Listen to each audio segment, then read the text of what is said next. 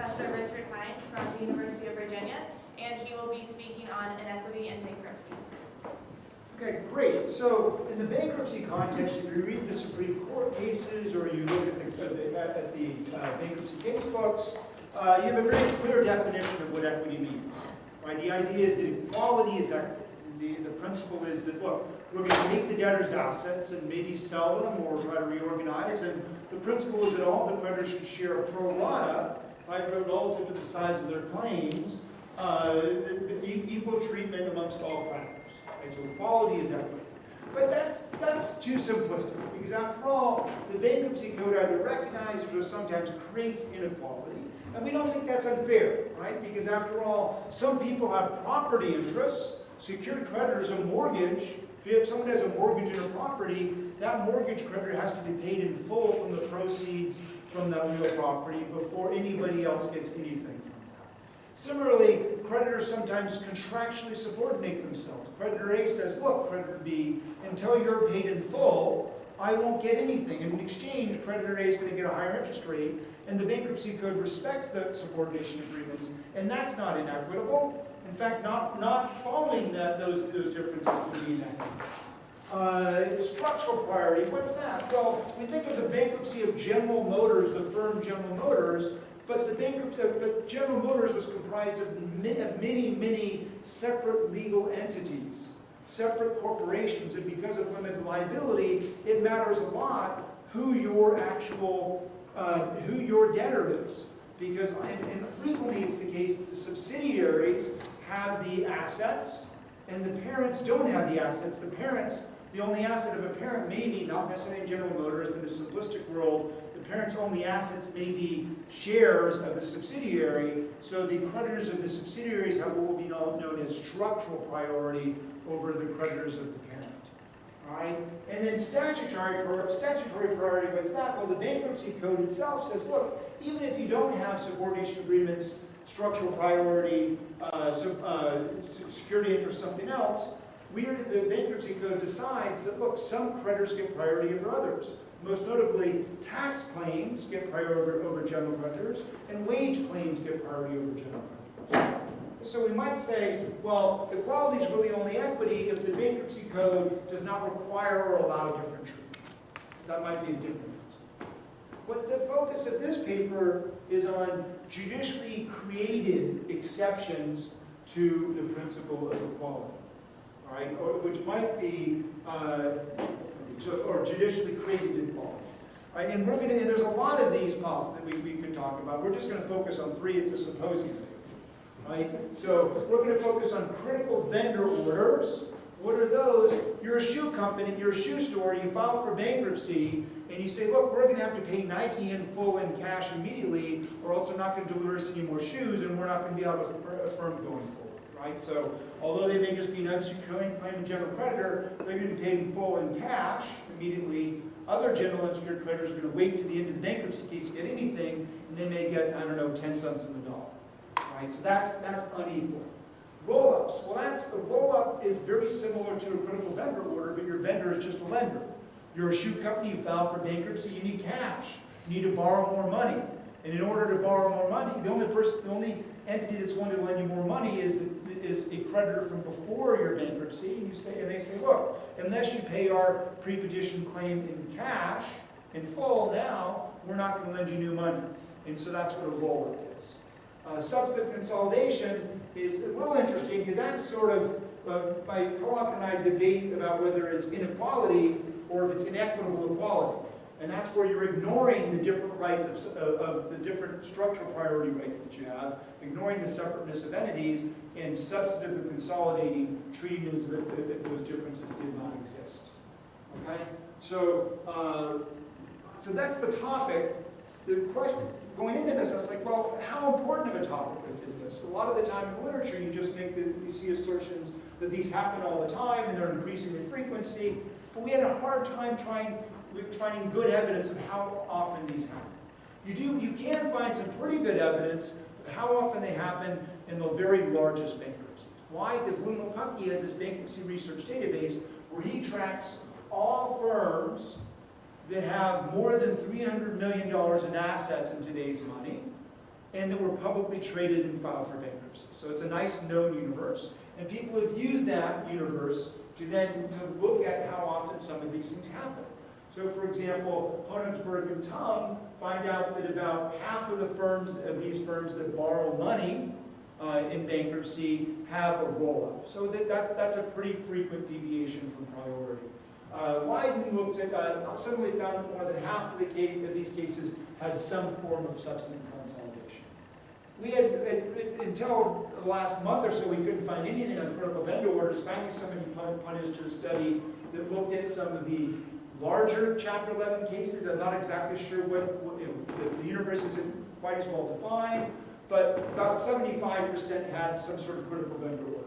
Right? But again, the key here is that I'm not sure about the last one. We just know that there's a leading claims agent in large Chapter 11 cases, so I don't know exactly what this means.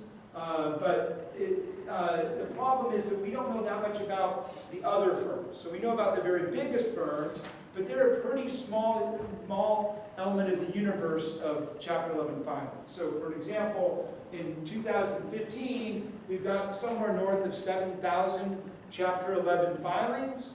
25 of them were in Lopucki's database.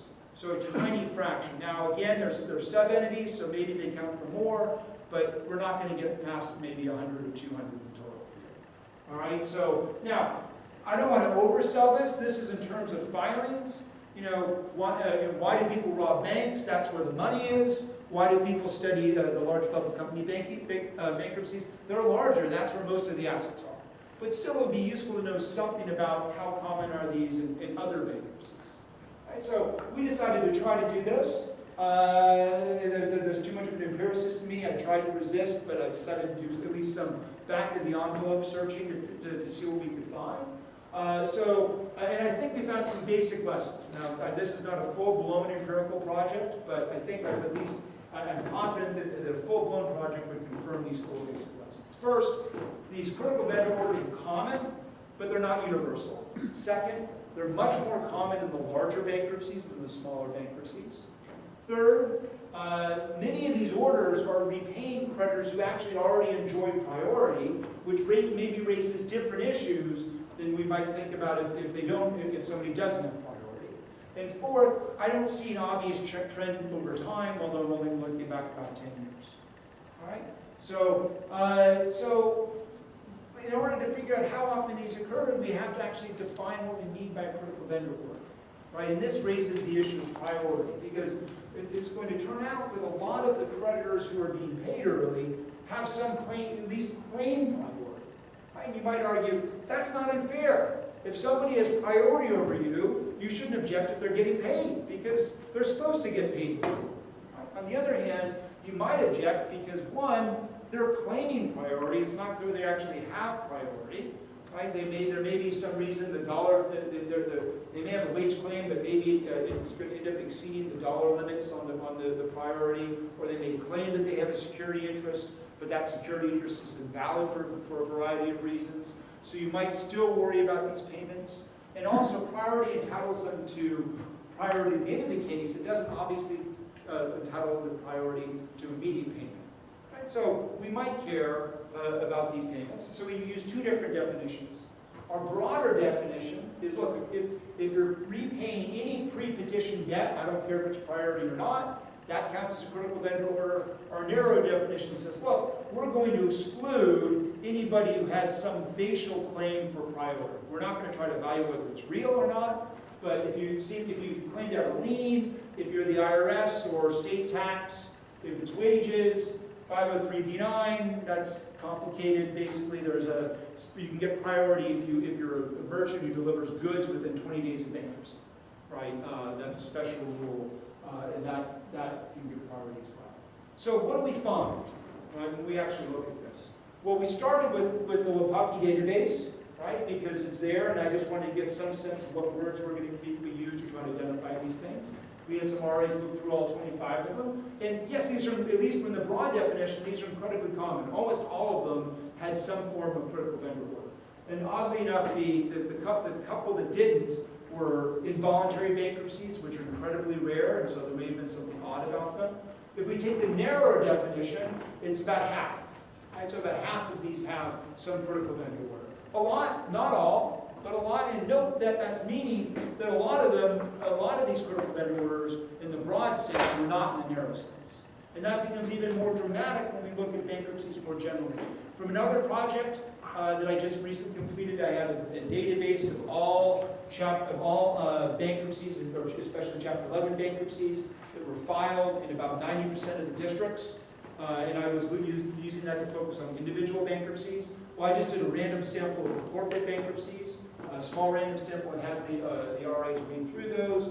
And about 17% of these cases had a broad critical vendor order, 7% had a narrow. So note I'm already establishing my first two facts. One, much more common in the big. I guess three facts here. They happen, but they're not universal. Much more common in the bigger than the smaller. And a lot of them seem to be paying people who have some facial claim for priority, right? But this is not perfect because, again, the Lopucky, that's the huge cases, right? And so there's not that many of them. And it turns out if you do the random sample of all Chapter 11s, there's really a lot of really small Chapter 11s. More than half of these are less than $1 million, right? And so, and we may not want to worry about those as much, right? So what do? Well, we figured out that you can look at Bloomberg law. Bloomberg law pulls off, so PACER is a repository of all of the dockets of the federal courts, including the bankruptcy courts, and you can search the dockets for keywords. And Bloomberg law nicely downloads PACER for you, so now as a law professor you can search it for free. And so I decided I couldn't resist, I had to have some fun, right? It's not perfect, just some technical notes. We're going to, when you use Bloomberg law to try to find Chapter 11 cases, it's going to record following PACER the ending chapter of the bankruptcy. And bankruptcy is divided by chapters. I'm sorry, I forgot my audience. So chapters 1, 3, and 5 are your general chapters that apply throughout, or sort of your basic ground rules like definitions and stuff like that that apply regardless of chapter.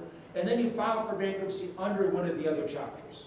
So for individuals, you file either under Chapter 7, where basically they sell all of your assets and distribute the proceeds to the creditors, or you file under Chapter 13, right? At least the overwhelming majority of individuals file under one of those two. In Chapter 13, you do a plan of reorganization that you try to pay over 3 to 5 years. Family farmers, even here in Kansas, they're incredibly rare. It's a version of Chapter 13 for family farmers, but we're dealing with a negligible number. So when you're dealing with individuals, you usually stop there, and then you say that for corporations, they either file under Chapter 7, where you're going to take all of their assets, sell them, liquidate them, and distribute them to the creditors. Or you file under Chapter 11, where you do a plan of reorganization, and you try to adjust your debts to reflect the new capital structure. All right. That being said, it turns out that there's a couple complications. One, about 30% of the Chapter 11s are actually filed by individuals, which is sort of an oddity. Partly why would an individual ever do this? Well, that sounds like a lot of Chapter 11s, but that's a small number relative to Chapter 13s. And there are different reasons why people go into Chapter 11 instead of Chapter 13. Sometimes they owe too much money. Chapter 13 doesn't allow them to file if you owe too much money. Sometimes that they want greater control over their firms. But that's a separate paper, and that's not what I'm here to talk about, right? But just noting that complication is going to end up happening. The other complication is often you start in one chapter, you start in 13 or 11 or something else, you try to do a reorganization, but it doesn't work out, you fail. So sometimes you just dismiss your bankruptcy case, and sometimes you convert to Chapter 7. Right? The problem with my using Bloomberg law is I'm not going to see those cases. I'm not going to see the cases that convert to Chapter 7 because Bloomberg law is going to say they were Chapter 7 cases. All right? And so that matters. Instead of, while the U.S. courts report about 9,000 cases in 2013, I've only got about 7,500. All right. Another technical note, they gave us some ability to search by asset size. I didn't want to pick up the individuals, and the individuals typically have smaller assets. I also didn't want to pick up the small mom and pop shops, so I ignored the cases with less than $1 million worth of assets, and that's about half the cases. And I wanted to focus on the big little, so we divided between the, and this is not $1, but $1 million to $100 million. Give you a rough sense of scale, there's about 33,000 of those cases, and the cases that said they had more than $100 million worth of assets, it's about 516 in 2013. Sorry. But we don't just look at 2013. What do? We then try different searches to try to figure out how often we see critical vendor orders. The first one is just basically just searching for a critical vendor order, or some variant of that, critical or essential vendor. Do we see that anywhere on the docket? And then that's going to have a lot of false negatives, right? That's going to fail to pick up many orders where the courts, we figured out that courts don't always say, and the debtors don't always make a motion for a critical vendor order. They say, we want to pay the pre-petition claim of our grain supplier because we need grain, right? If it's a local brewery or something like that, right? So we do a broader search to try to pick up that. And we want to get a sense, but the problem with the broader search is you've got to worry about the false positives. We did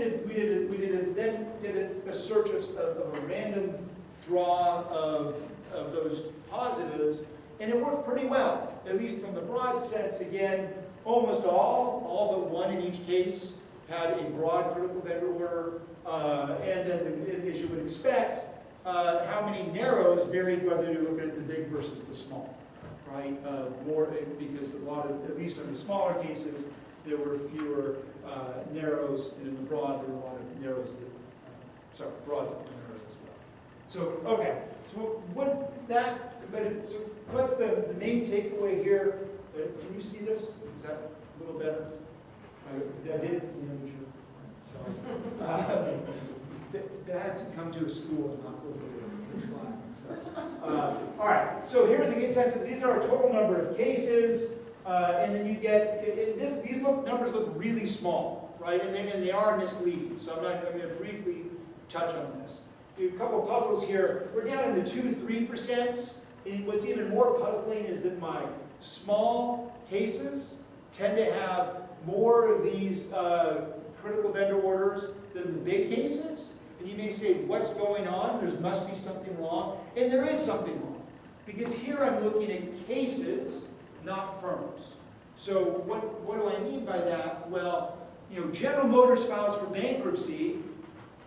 We think of General Motors as one firm, and if we talk about the firm, right, that's one. But in reality, they filed dozens of separate bankruptcy petitions. And each of those bankruptcy petitions is counted as a separate case because it's a separate legal entity. And then what happens? Well, procedurally, you don't want to have a separate judge or even the same judge handling all those different things because they tend to move together. What they do is they file for bankruptcy and they make a motion to at least administratively consolidate the cases, right?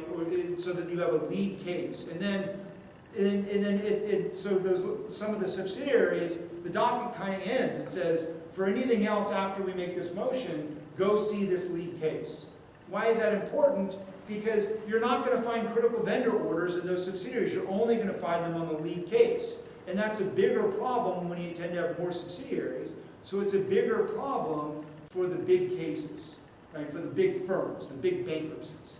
So this is the danger of doing empirical work. You find things like this, like, what do I do? So we try to do this, but the nice thing is a symposium, so I figured I could get away with the back of the envelope method to try to address this. So what we did, we said, well, look, we know who the judges are, and if you're assigned to the same judge, and you're filing basically the same day, you're probably the same firm, right? And we're going to count you as the same firm if it's the same judge as the predecessor, filed on the same day. That likely overestimates the number of the independent judges, of the independent firms, because there might have been something else intervening in there, and especially in the smaller cases, it turns out even my 1 million to 100 million, 37% of my quote-unquote independent firms were really individuals, right? So there's a lot of individuals out there, right? And so that's polluting my data. But once I make these adjustments, we see that things look a little bit more normal. 3% of my under 100 million, 20% of my over 100 million have these things. And if we go with the broader definition, 15 and 50. So order is restored to the world. And if we plot across time, we see kind of flat, right? Maybe some slight increase over time, but we don't see a radical change in the use of these orders, at least from 2008 to 2015. So it's not quite 10 years, but that's a decent period of time. All right, so that just trying to, this is just a warm-up so far. I'm going to eat up a lot of time, I suppose. My warm-up to give you some sense of how common these things happen. All right, but let's now think about, well, should these things happen? Right? What standards should the courts apply to allow these deviations? And they could just require consent. You can't deviate from the ordinary priority rules unless the disadvantaged parties consent. But that's not what they do. Okay, so Jevick, a recent Supreme Court decision, well, I guess I should define what these terms mean before I tell you what the courts do. The courts tend to either apply what is known in economics or in philosophy as a Pareto test or as a Calder-Hicks test. So a Pareto test is simply nobody's worse off and somebody's better off. Right? So an example of a Pareto test is just your story from Contracts of Efficient Breach. Right, of the story that, look, you're paying expectation damages that's putting the defendant, that puts the plaintiff in as good a position as she would have been had the contract been performed. She's no worse off, and presumably the defendant's better off because the defendant's choosing to breach. That's a Pareto improvement. Calder-Hicks, it goes a step further. Pareto improvements can be a very hard test to satisfy. Right? Think about this thought experiment. Aliens come down, and they have a cure for cancer, and they offer to give it to us for free. That would be outstanding, right? But that probably wouldn't be a Pareto improvement, because there are some doctors out there who spend years in their lives investing their human capital to cure cancer, and their livelihood would evaporate. Drug companies have drugs to treat cancer, and their shareholders and workers would probably lose. We could, in theory, the gain from a cure to cancer would be enormous. We could, in theory, go find those doctors, find those shareholders and workers, and pay them some sum of money so that they are no worse off and everybody else is still better off. But that can be very difficult to do, to track them down. So philosophy and economics often went to a weaker test of Calder-Hicks and say, well, do we think that the winners gain more than the losers? All right? What does this have to do with bankruptcy law? Well, Jevick was a case where there was at the end of the case, they went with what's known as a structured dismissal. Right? And so what does that mean? Well, I'll give a little more background on Jevick. I've got 50 minutes, and so I may use up a lot of this. So Jevick was a case where you had some wage claims and general unsecured creditors and a secured claim on top. And there was a claim by the estate that the security interest was invalid because of a fraudulent transfer. And they should have to give back all of their money. Right? And they were going to litigate that claim, and the secured creditor says, look, let's settle. But we're only willing to pay any money in this settlement if none of the money will go to the workers. Why? Because the workers were suing the secured creditor on another matter. And so they didn't want to fund the litigation against them. They were saying, we're not willing to pay any money unless you ensure that all of it goes to the general creditors. And you can't do that through paying the money and then liquidating the case, because it would go by priority, it would go to the workers. So the court ordered a quote-unquote structured dismissal. We're going to just dismiss the case and order the money goes to the general creditor, skipping the workers. And the Supreme Court says, no, you can't do that. You can't depart from the priority rules. Even though the priority rules don't explicitly apply to structured dismissals, there might have been some evidence of discretion in the code. It doesn't allow it because of the fundamental principles of priority. But then it faces a problem, because it knows that these critical vendor orders exist, and it doesn't want to cut them off entirely. Right? So it needs some explanation of why critical vendor orders are okay, and it says, well, critical vendor orders are okay because they're approved in situations where even the disfavored creditors are made better off because there's a prospect of reorganization. Applying what's actually known as a strict Pareto test, right? Because everybody's being better off. We see in Kmart, one of the cases it cites applies a more standard Pareto test, where the critical vendor orders may be okay if the disfavored creditors are no worse off, and obviously the favored creditors are better off. So it's suggesting that these departures for special critical vendors and roll-ups are okay if they meet a Pareto test. Right? And in subsequent consolidation, the majority approach is that the consolidation benefits all creditors. Nobody's being made worse off. We have a Pareto test.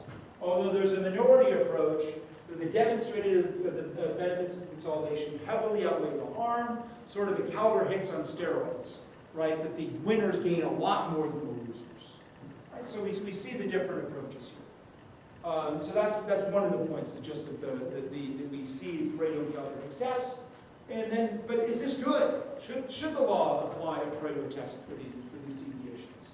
And we point to some reason, and some people suggest that they should not. That the law should just be trying to maximize the value of the estate, maximize the aggregate recovery of creditors. And we point out there are indeed problems with Pareto criteria. First, inconsistency. Right? We seem to be requiring a Pareto test for deviations from priority rules, but not for everything.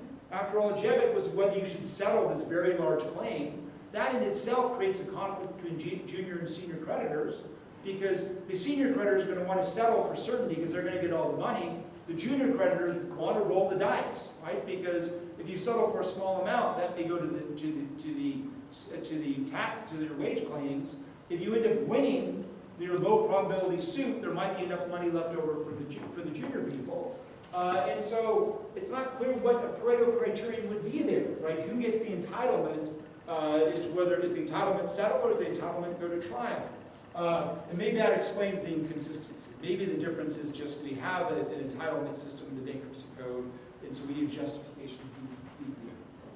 Often courts use Pareto tests because it's simpler, right? Rather than we might not want courts applying contract law saying, well, actually, is the defendant gaining more by breaching than the plaintiff is losing from the breach? Because then they've got to estimate two things: the defendant's gain and the plaintiff's loss. With the Pareto test, they just have to estimate the plaintiff's loss and then let the defendant figure out what the defendant's gain is, right? So typically, Pareto tests may require less information, but here I'm going to argue it requires more information. And I'm also going to argue that Pareto tests, at least in the world of bargaining costs, can lead to inefficient liquidation. All right, so what's my example? So you took math, you taught high school math, right? So this is right up your alley, right? So the debtor has $100,000 in cash and owes $50,000 to the IRS and $50,000 to a vendor and $450,000 to the bank. The key here is that my vendor is going to be getting the critical vendor order, my IRS is going to be entitled to priority, and the bank is going to be your general unsecured creditor. All right, so what's going to happen, the debtor can, if it wants, spend $50,000 to buy goods from the vendor. The goods will be worth, and then we're going to flip a coin, right? With some probability they're going to be worth $200,000. It's going to be a successful attempt at a reorganization. And if it's not a success, it's worth zero. Right? So we can attempt a reorganization. Reorganizations sometimes work. Turns out better than if you just liquidated. Sometimes they fail. Okay, but the vendor is going to say, look, in order to get my goods, you got to pay me not only for the goods, but you've also got to repay my debt that you already owe me. So you're going to have to pay me $100,000 in cash to get these goods, right? And it turns out that we don't know if the vendor is really critical. Right? A critical vendor means you're supplying goods that you absolutely have to have, and you can't get them anywhere else. Right? If Nike doesn't give you shoes, are they really critical? Or can you go to Adidas and sell Adidas shoes? And so that's one thing the courts are going to have to figure out. They're going to have to figure out what's the probability you're a critical vendor, and that's going to be an additional source of information they have.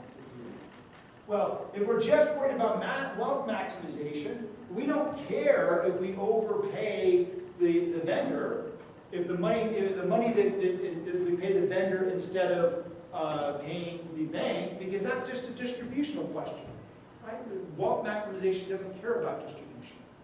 And so the rule is very simple, right? We're just comparing, we can either have $50,000 or we can have some probability at $200,000. So if that probability is greater than 25%, 0.25, we want to try the reorganization, right? But a Pareto test, well, actually, it can be very complicated. Well, actually, in this example, first, it's very easy from the IRS's perspective. The IRS is always worse off in my simple examples by trying this reorganization. Why? Because if we don't do reorganization, they get $50,000 in cash, right? And there's as long as there's some probability of failure, they're worse off, right? But in addition, we can look at the bank.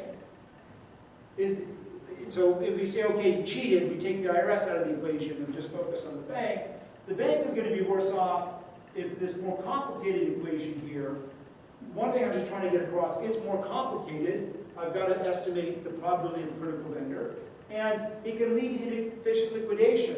If the probability of their critical is only 50%,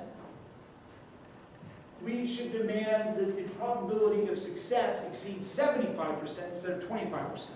That means that, from a wealth maximization perspective, we want to approve at 25%, right? But we're going to reject those. We're going to reject those between 25% and 75% because of this Pareto test. If they can't renegotiate, and even if the probability of success, even if we know they're a critical vendor order, we still have this problem, right? Bank is worse off whenever the probability of success is less than 0.3, which is greater than 0.25. Why? Because the Pareto test ignores the extra money going to the vendor, which does increase aggregate wealth. Right? So what's the point here? Again, the point is, 1, more information, 2, it can lead to inefficient liquidation. Right? So that sounds like Pareto bad. We should just go Calvert-Hicks and tell courts to maximize aggregate wealth. And that's probably what the lower courts want to do. After all, they don't want it. They don't want to do more work. They don't want to have to estimate additional things. Right? And there's a strong impetus that, well, regardless of how we got into this mess, let's maximize things going forward. Well, we then try to come up with some defense for a Pareto test. Does it make sense to have a Pareto test? And we think there are some possibilities. Well, one, you might want to limit the authority of the debtor in the court. Right? After all, these are not Article 3 courts; they're bankruptcy courts, and it's federal law, and a lot of the entitlements are created by state law. And we might want to worry about giving them free license to depart from the ordinary rules of also the Congress that sets forth in terms of the priority rules, and the ordinary rules set forth by the state law rights. And there's also information problems. I told the information problem why it might be easier to apply Calvert-Hicks test, but courts generally lack very good information about what's going on with the firm. How do they know the probability of success? The managers have good information, but the managers might very well be biased, especially when you're dealing with smaller firms where the management's likely the equity holders. Right? They have every incentive to push towards reorganization. And maybe a Pareto test isn't so bad after all if it just pushes towards negotiation. Right? There might be some cases where, yes, one party's being worse off and the winners are gaining more. Well, why not just simply demand that the winners pay something to the losers? And there's the Calvert-Hicks test ignores distributional considerations, and distributional considerations may matter. First, there's this question of fairness. I put fairness in scare quotes because I still haven't figured out what the heck it means. I'm an economist, so I'm not supposed to know what it means. But one of we don't cover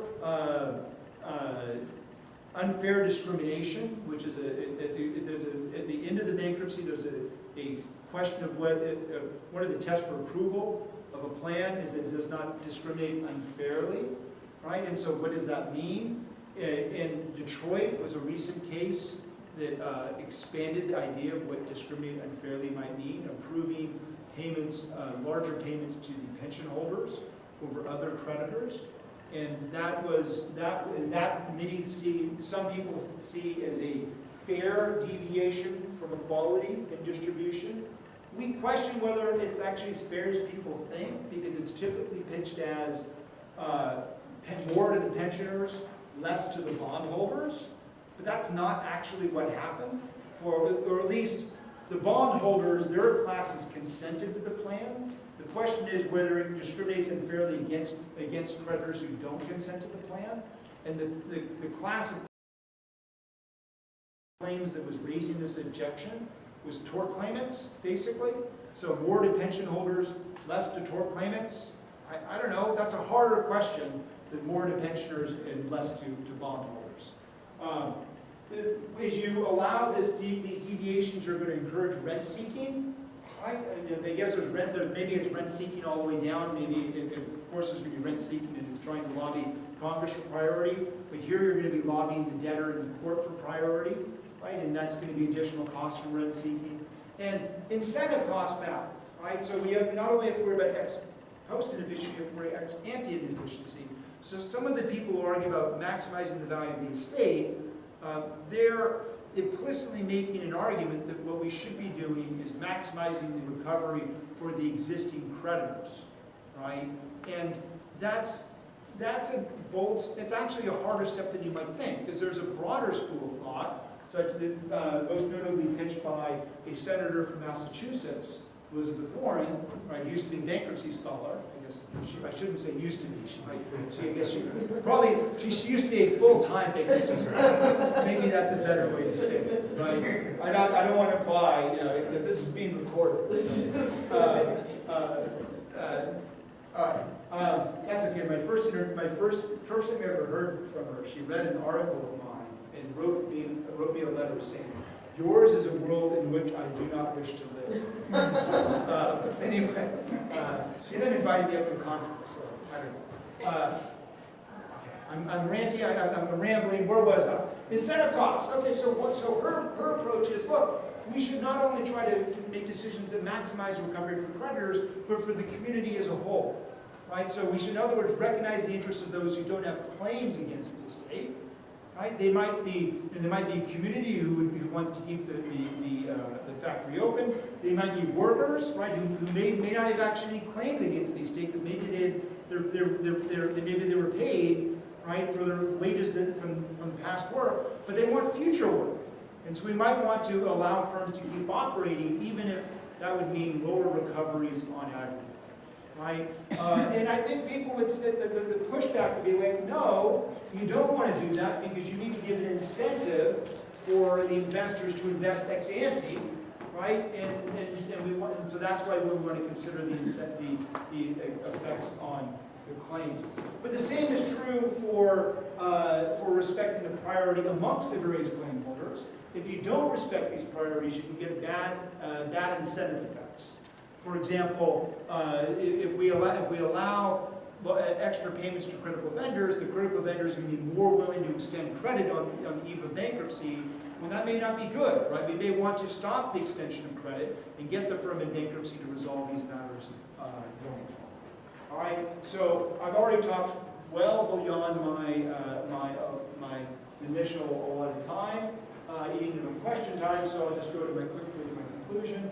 What do I think we're arguing here? First, the bankruptcy code tolerates a substantial amount of inequality. Equality is not equity, at least in the eyes of the bankruptcy code. Second, debtors use judicially created exceptions to ordinary priority rules with some regularity. That was the empirical part. Third, at least when the Supreme Court and the appellate courts get these cases, they tend to demand a Pareto test to justify these deviations. And the Pareto tests have a weakness in that they demand a greater amount of information, fact-finding from the courts, and they can lead to, they can prevent wealth maximization by leading to inefficient liquidation. But maybe we can justify the Pareto test as a way to limit the authority of ill-informed judges and biased managers, and because distributional considerations matter. Any questions? Yes? I have two. My first one is, and you said it several times, right? In the bankruptcy code, equity is equality. But I guess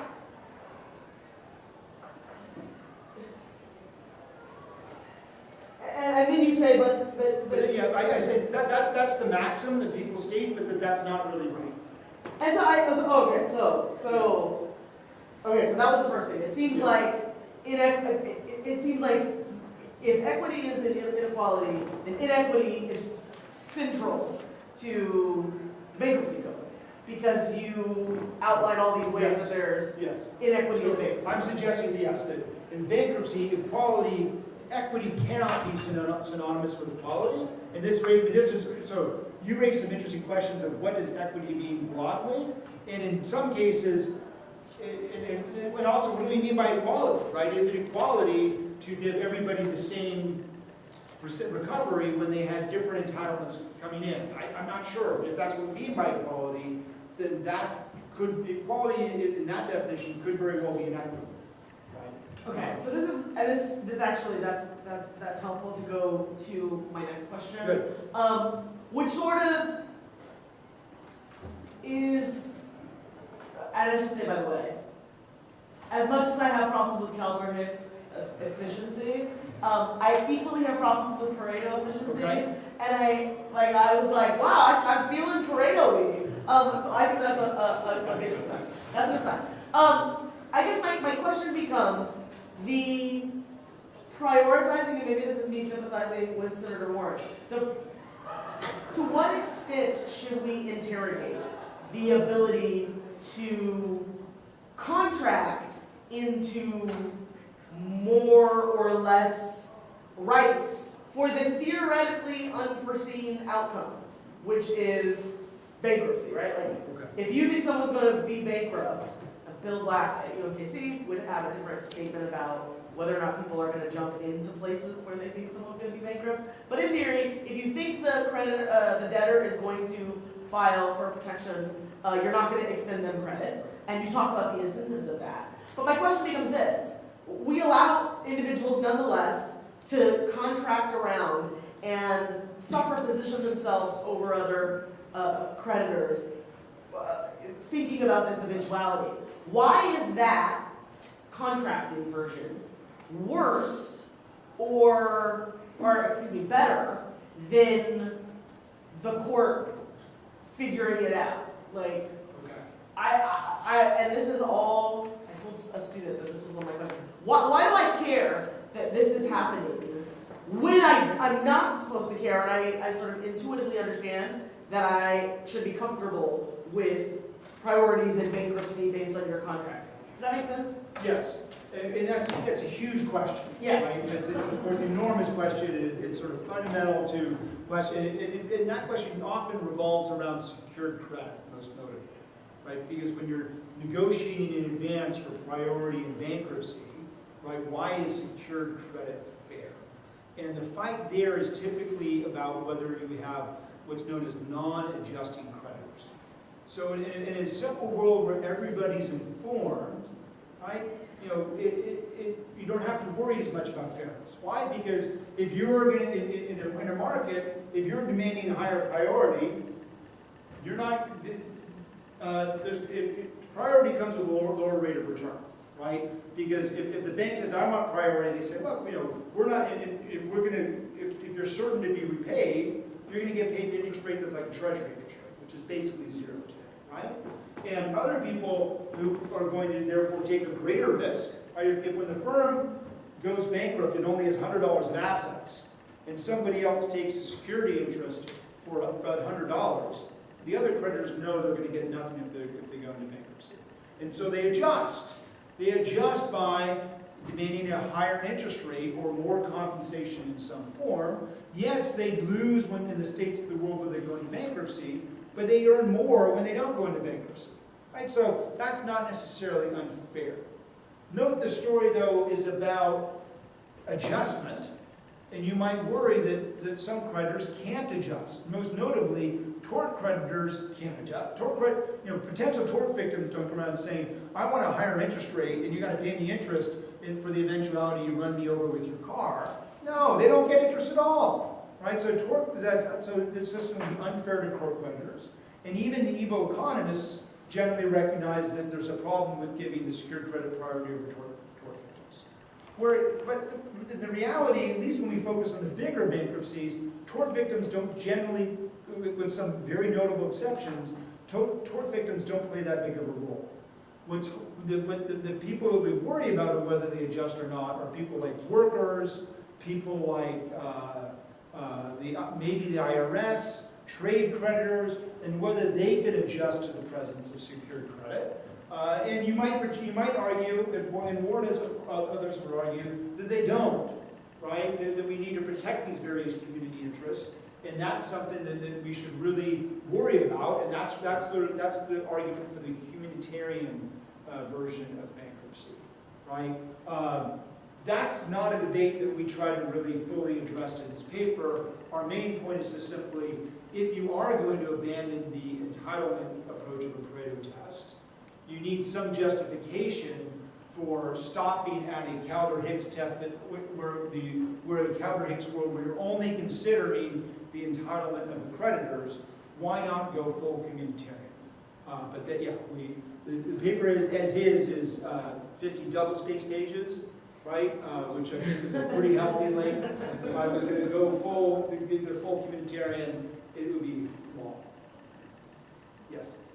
To what extent does equity or fairness with respect to creditors differ or interplay or contrast with equity between creditors and debtors? Is there a tension there? Yeah, okay, so there is a tension, but especially in the individual cases, right? So when we're dealing with this is focused on firm reorganization, right? Where in our concept of the firm is just basically a nexus of contracts. So we don't really there's no interest of the firm per se, right? There is the interest of maybe the workers and other, there's just the interest of the creditors, the shareholders, and maybe the workers in the community, which brings us back to the communitarian questions. And so from the firm perspective, it boils back to that same debate. From the individual perspective, it's different, right? Because there really is a flesh and blood individual who does have interests.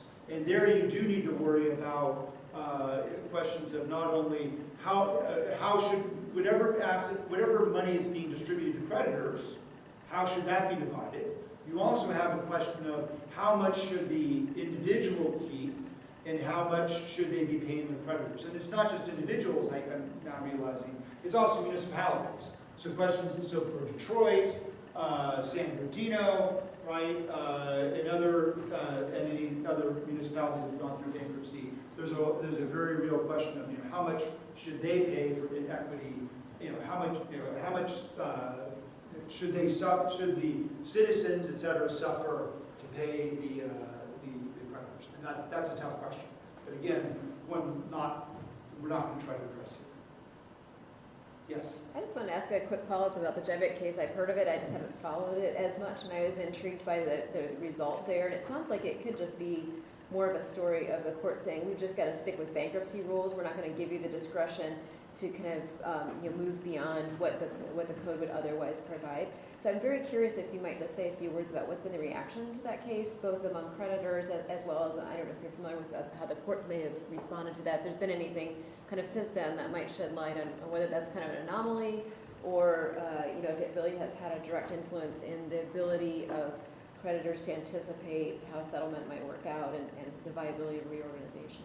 So I think there's a general divide between the higher courts and the lower courts and their sort of endorsement of these deviations, right? And Jevic was a case where it said we need to stick with the code at the end of it. Sometimes Jevic is pitched as an early-late problem, right? At the end of the bankruptcy, you've got to stick with the code priorities, but we're going to allow deviations early in the case, right?